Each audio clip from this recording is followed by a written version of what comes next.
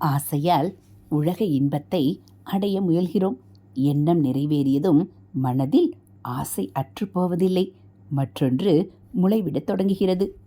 தீயில் இட்ட நெருப்பு கொழுந்துவிட்டு எரிவது போல ஆசையின் தாக்கம் அதிகரிக்க அதிகரிக்க பாவமும் கொழுந்துவிட்டு எரியத் தொடங்கும். உயிர்கள் அனைத்தும் கடவுளே என்ற ஞானம் வந்துவிட்டால் ஆசை, கோபம், பாவம், கவலை, பிறவித் துன்பம் ஆகியவை நம்மை விட்டு நீங்கிவிடும். பணம் மட்டும் இல்லாமல் பிறரிடம் நாம் பேசும் பேச்சிலும் சிக்கனத்தை கடைபிடிப்பது நல்லது. மக்களுக்கு சேவை செய்ய விரும்புபவர்கள் என் குடும்பத்தையும் நானே பார்த்து கொண்டுதான் பொது தொண்டுக்கு போவேன் என்று உறுதி எடுத்துக்கொள்ள வேண்டும்.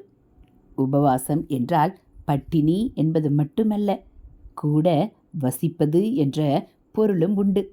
அதாவது கடவுளுக்கு பக்கத்தில் ஒட்டி கொண்டு வசிப்பதும் உபவாசமே.